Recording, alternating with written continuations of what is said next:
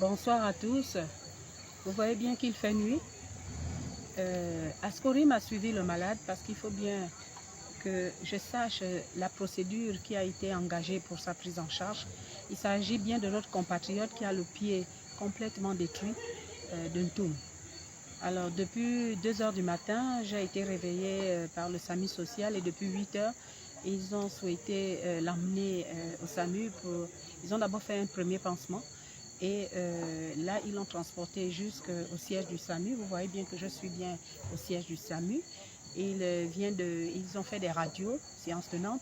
Ils ont fait un scanner dont j'aurai les résultats en tout cas demain matin ou plus tard parce que je ne peux pas dormir ici. Vous voyez bien que j'ai quand même une famille.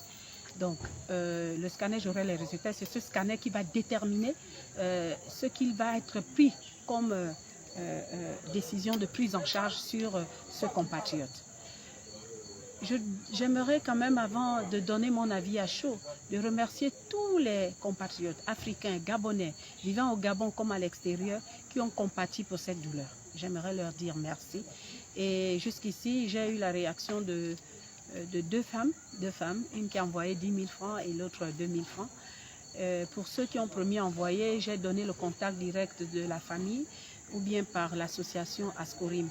Et depuis hier, nous étions déjà préparés à l'emmener ici à Libreville puisque j'ai dû moi-même faire personnellement un envoi pour que la famille puisse avoir une possibilité acceptable pour se rendre à Libreville dans un CHU.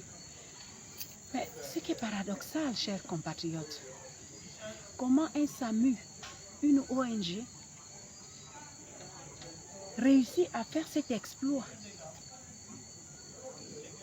Mais les hôpitaux sont morts. Comment un CHU? Si on l'avait amené dans un CHU, on devait payer la consultation, les soins, tout. Alors que le SAMU a pu quand même, de façon très rapide, à faire un scanner, des radios, à refaire les pansements. Je voudrais dire au gouvernement que voici les résultats de votre gouvernance. Les médecins, parlant des médecins, c'est vrai qu'aujourd'hui, ils font un peu dans du business. Mais qu'est-ce que le gouvernement a prévu pour que quelqu'un qui va à l'école, qui a choisi de faire la médecine, pas vos enfants que vous donnez, parce qu'il faut qu'au Gabon, chaque famille ait un médecin. Non, pas les ceux-là, mais les vrais qui ont la vocation de dire « j'accepte d'être médecin ». Qu'est-ce qui est réservé pour eux? Les médecins sortent d'école, ils attendent des années pour avoir un poste budgétaire. Et même quand il a un poste budgétaire, il est moins payé qu'un administrateur, par exemple, de banque. Quelqu'un qui fait un cursus de 10 ans, mais vous attendez à quel résultat? Donc il faut que le médecin abandonne la médecine, aille faire de la politique.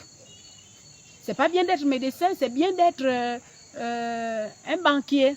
C'est bien d'être, comme vous savez les métiers, c'est bien d'être au parti, en fait, pour être nommé. Et puis on viendra dire, docteur tel, ministre, c'est ça, non? C'est ça le résultat.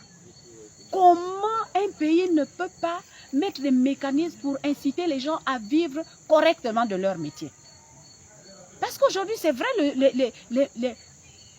les médecins s'en foutent. Ils nous disent, madame, écoutez, hein, nous on veut bien ce que vous dites, vous faites bien, c'est bien. Mais moi, j'ai passé 10 ans au cul, ce n'est pas pour me retrouver à manger dans la poubelle. Moi, mon métier, je dois aussi manger, puisqu'en haut, on mange, les hommes politiques mangent, nous aussi, en bas, nous allons créer notre business. C'est ça le résultat. C'est ça le résultat. Qu'est-ce qu'on va faire de ça? Gouverner, c'est planifier. Comment on fait? Même ceux-là qui vont refaire le concours à l'INFAS. Mais c'est des gens qui ont déjà peut-être 10 ans, 15 ans d'expérience, qui connaissent même mieux qu'un médecin à placer une veine. Vous allez encore les remettre à faire pourquoi? Pour juste avoir un reclassement. Mais enfin, même pas 1 million d'habitants? De travailleurs, on est combien? Combien de travailleurs au Gabon? Entre les 120 et 121 000 travailleurs. C'est ça là que l'État gabonais ne peut pas s'en occuper correctement. Est-ce que c'est normal? Nous disons non. Ça là, Ascorim va tous les jours, là où c'est parti, là, vous-même, vous allez vivre la misère de vos compatriotes. Parce que quand on dit faisons, oh toi tu veux quoi? Tu veux être nommé, tu veux être ceci. Maintenant ça nous rattrape. Moi ça me fait mal parce que ce sont mes compatriotes.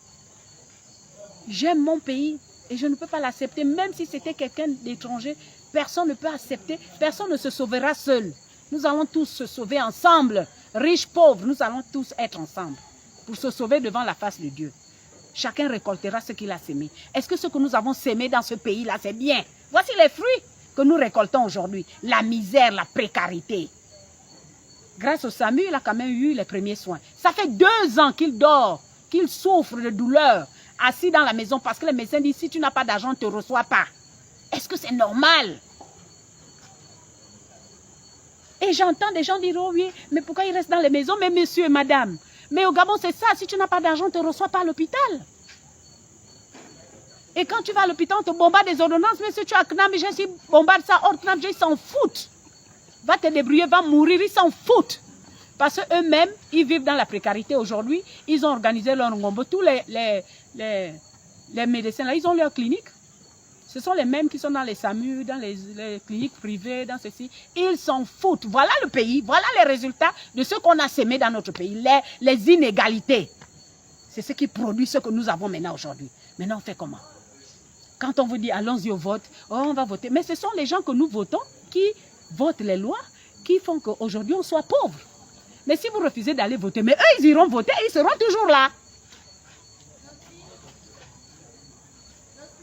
Chers compatriotes, donc j'attends les résultats demain.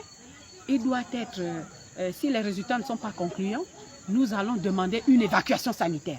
Donc il faut le soutenir, il faut soutenir Ascorim pour qu'on prépare les passeports, parce que ça nécessite aussi des moyens, pour que notre patient, notre compatriote ait la vie sauve. Nous attendons donc les résultats du scanner. Merci.